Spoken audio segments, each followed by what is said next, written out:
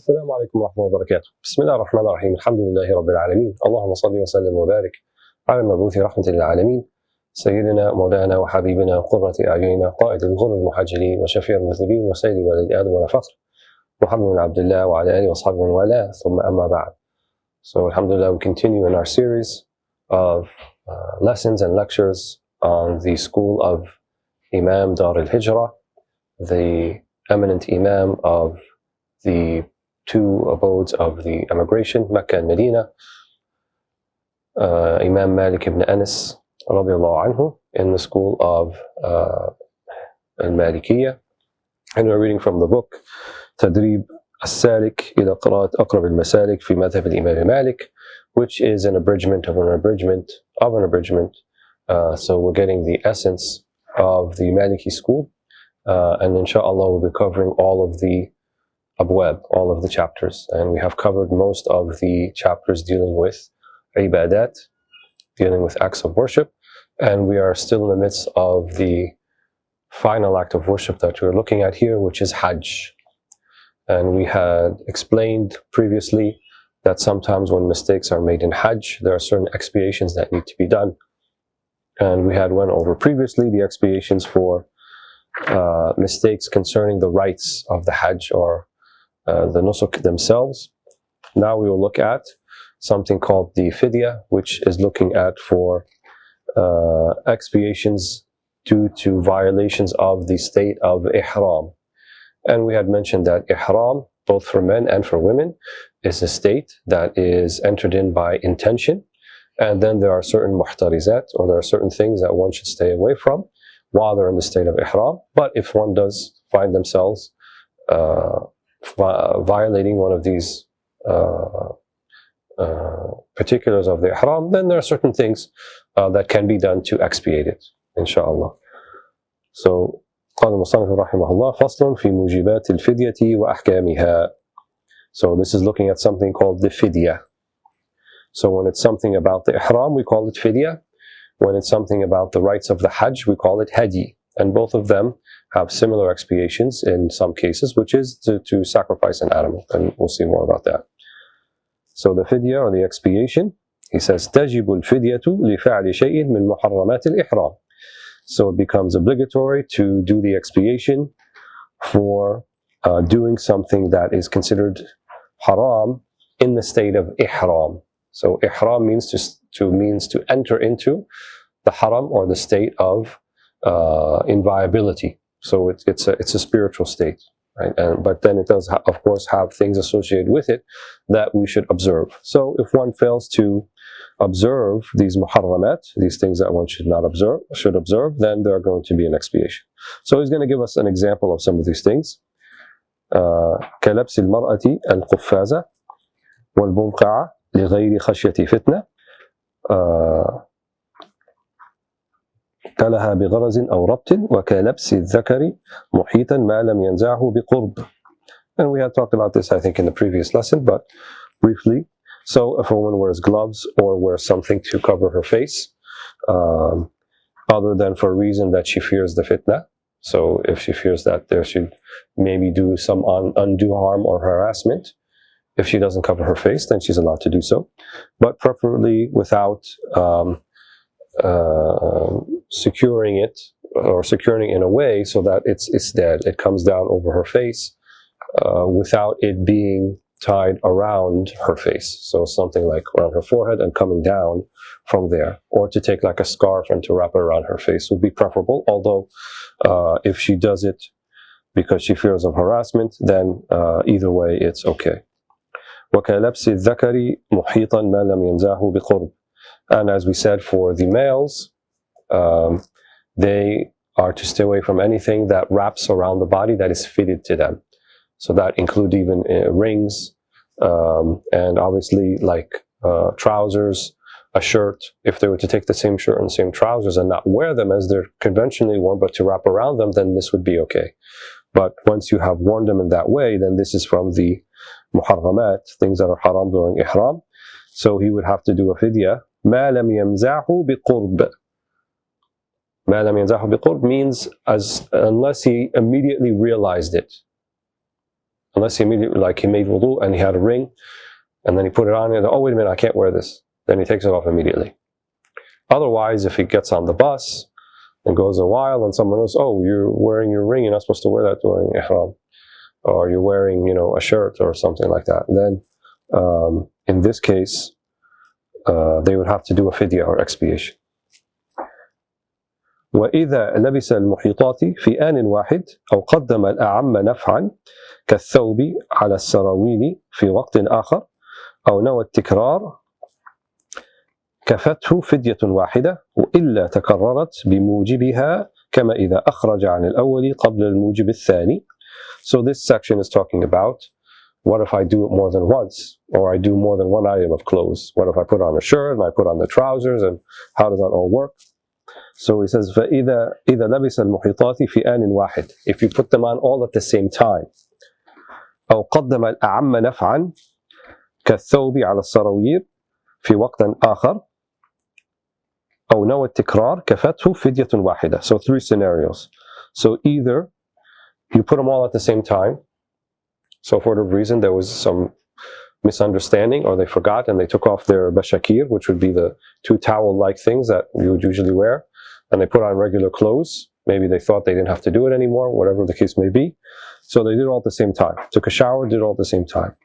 أو قدم الأعم نفعا كالثوب على السراويل في وقت آخر. Or you put on the one that is more beneficial in terms of comfort and covering the body, and here he says a thawb, right? A thawb, which would be the upper garment, like a shirt, like a jacket. على السراويل, and then you put the trousers on at some later time. أو نوى التكرار, or that they had an intention just to take them on and off, repeat them. كفته فدية واحدة. Then it's enough that you do 1 fidya for all of that. So 1 sacrificial animal, you don't have to do multiple ones. وإلا, here in their language, وإلا means but if تكررت بموجبها كما إذا أخرج عن الأول قبل الموجب الثاني. But if they were to repeat it without the intention, in other words, repeat it at different times completely, كما إذا أخرج عن الأول قبل الموجب الثاني. Like if you already did the fidya, you slaughtered the animal, and then you're done, but then before you put on the second garment, and then you want to put on the second garment. Well, the one you already did, the sacrificial animal that you already did, is not going to work for something that's happening in the future. So you'd have to do another animal. That's what he's saying. وإلا تكررت بموجبها كما إذا أخرج عن الأول قبل الموجب الثاني. So in this case, if you catch them all at once and then you sacrifice the animal, that's okay before you do one. But if you sacrifice the animal, then you repeat the violation later after sacrificing the animal, then you would have to do another animal. ويجب أيضا بحلق أو قتل لأكثر من 10 شعارات أو قملات أو بقلم أكثر من ظفر. Now there are certain things in terms of bodily hygiene you're not supposed to do while you're in the state of ihram, because the state of ihram is to come to God, to come to Allah subhanahu wa ta'ala in a state of complete impoverishment, spiritual impoverishment. And so tending to these hygienic needs while you're in the state of ihram would be contrary to that. So if you do that, and here he gives a couple of examples. وَيَجِبُ أَيْضًا بِحَلْقٍ. So if you cut your hair or you shave your hair, أو قتل أكثر من 10 شعرات, or you cut more than 10 hairs, he said, أو قملات, or remove the same number of lice in your hair, right, by scratching. وبقلم أكثر من ظفر, or if you cut more than 1 nail. So the 1 nail, or the less than 10 or 9 hairs, or the few lice, this is referring to not enough to do a sacrificial animal, because then you might remember, oh wait, I'm not supposed to do that. But if you shave your head, then there's no expiation for that except sacrificing an animal. Or if you cut your hair more than 10 hairs, as he said, أو قملات, kill more than 10 lice, then in this case you have to do the expiation, because you're not supposed to kill any, even insects or ants or anything like that, when you're in the state of ihram. وبمس الطيب المؤنث. وبمس الطيب المؤنث. And by touching, coming into contact with feminine perfume. You might ask, well, what does that mean? What's feminine perfume? It doesn't mean the type of perfume that only women wear and the one that type men wear. No. Feminine perfume means that which has a fragrant smell. A fragrant smell that's associated with it. So there might be other types of tib, other types of things that are used as an adornment, but they don't have necessarily a fragrant smell to them. They would be considered masculine perfume. So they differentiate between masculine and feminine. Feminine has the fragrant smell. So that would include musk, it would include alder oud, it would include soap that has been perfumed, shampoo, and these are the things that people usually miss. Skin cream that is perfumed, because they don't think about it. They think like perfume, or they think cologne, or they think some type of musk. But all of those things, if you are to touch it, you place it on them, then in this case you have you have violated the ihram. وبالإدهان بمطيب مطلقا كبغيره لغير ضرورة. And also, we just mentioned this, الإدهان بمطيب مطلقا, and using any type of perfumed skin cream, إدهان, like perfumed oil, putting it on the skin, or cream, مطلقا, right? So it doesn't have to give a fragrance, but if it has some type of perfume to it, it's not just, when you're in the state of ihram, if you're going to take a shower, you just do it with water. Don't use soap that has a fragrance to it.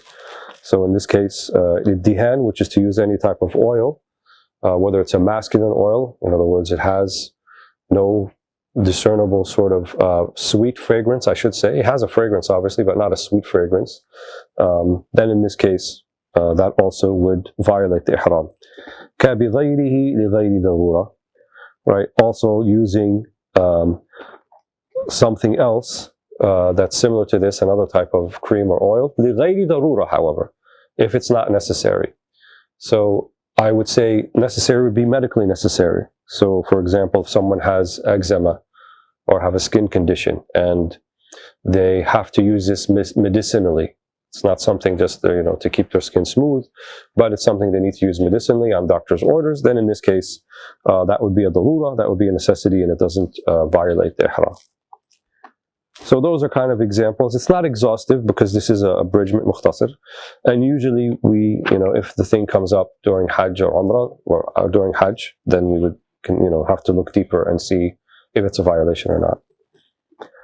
But generally speaking, we're supposed to stay away from pulling anything off the body like hairs, removing any sort of dust or filth or anything like that in general.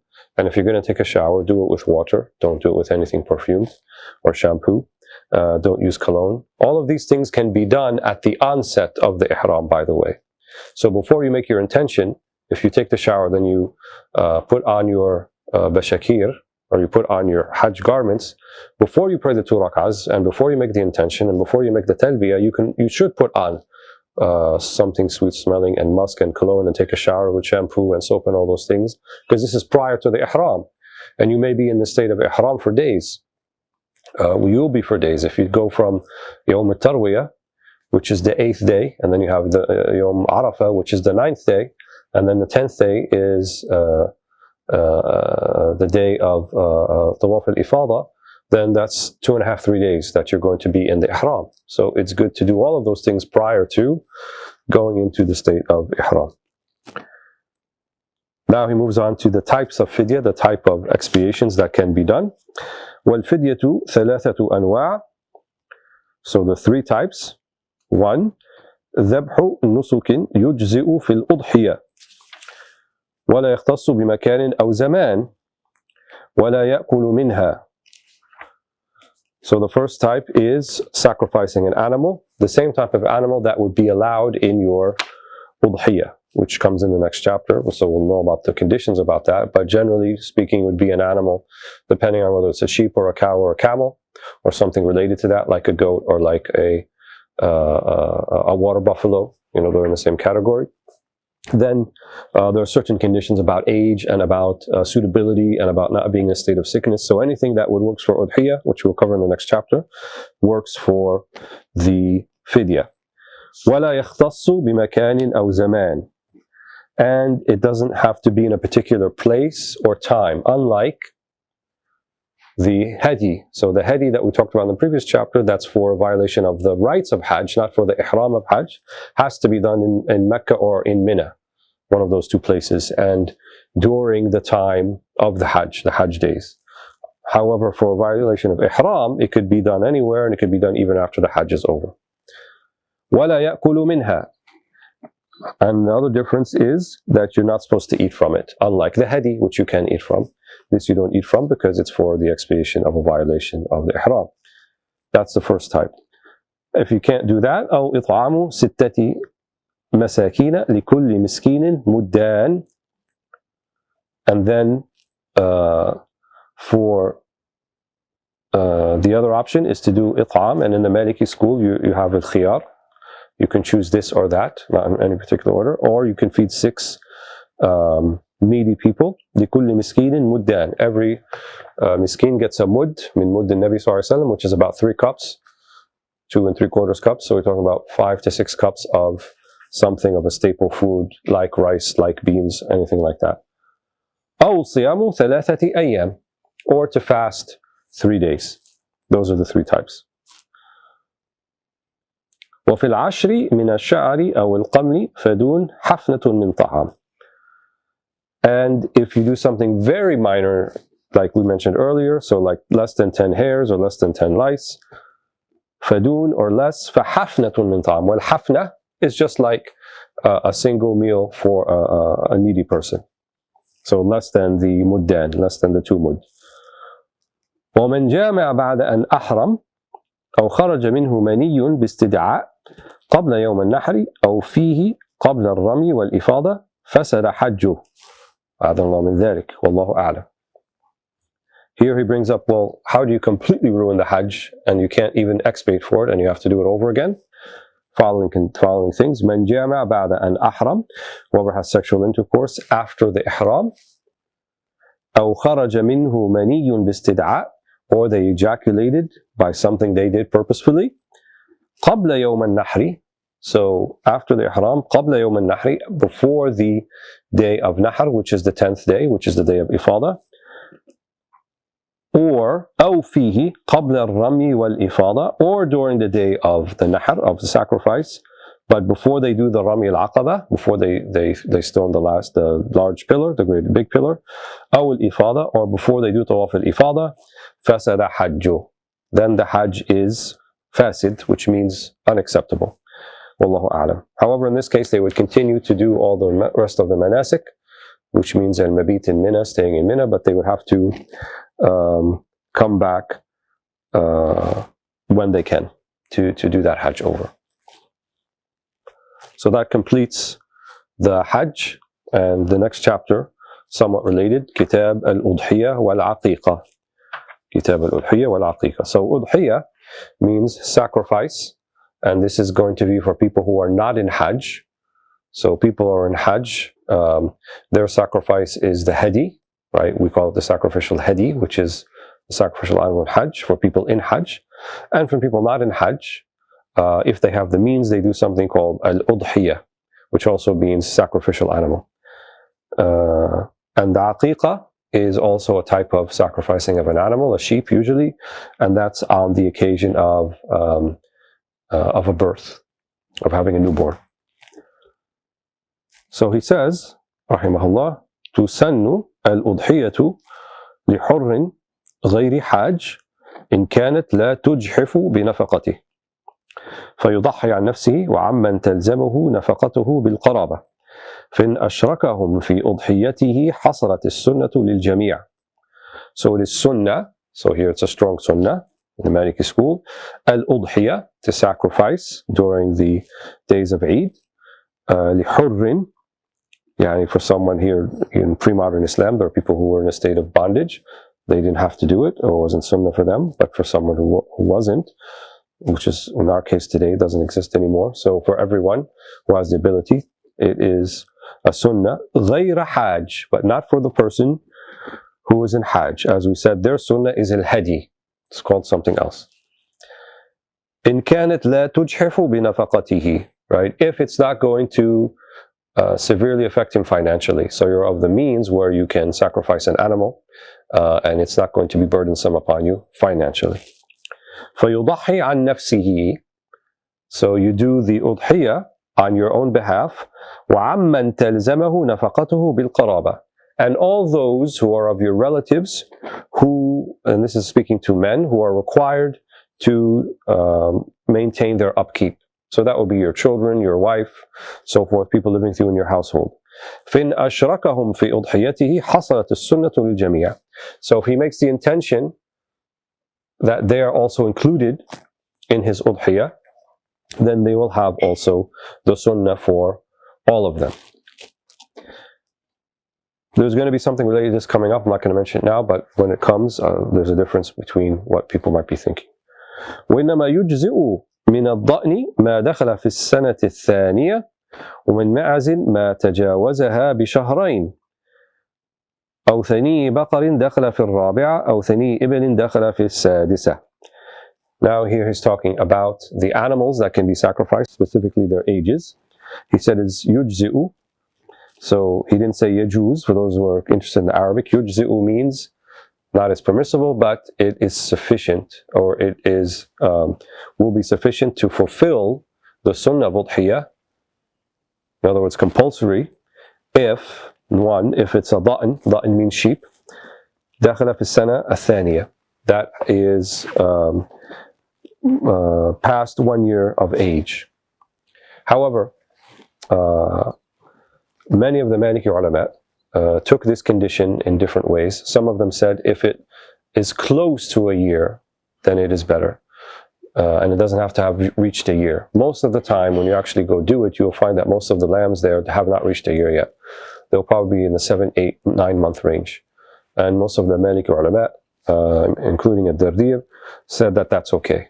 That they can be from 6 months onwards is fine, specifically for the sheep. وَمِنْ مَعْزٍ مَا تَجَاوَزَهَا بِشَهْرَيْنِ. In other words, for the goat, that which has passed a year by 2 months or so. Same rules for the goat. If it's kind of the right size, around a year, a little less is okay. أَوْ ثَنِي بَقَرٍ دَخَلَ فِي الرَّابِعَةِ. Or a cow that is entering in its 4th year, so that it's already 3 years old. أَوْ ثَنِي إِبِلٍ دَخَلَ فِي السَّادِسَةِ. Or a camel that has passed 5 and is entering into 6. ويدخل وقتها بفراغ الإمام من الصلاة والخطبة بالنسبة له.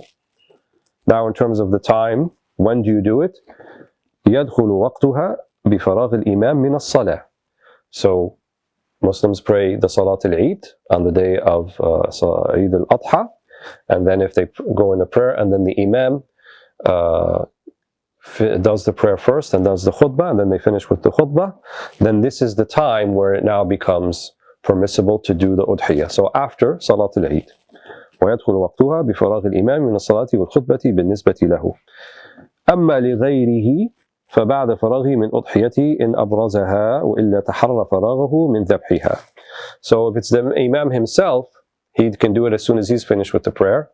If it's for the congregants, then they wait for the Imam to do his sacrifice.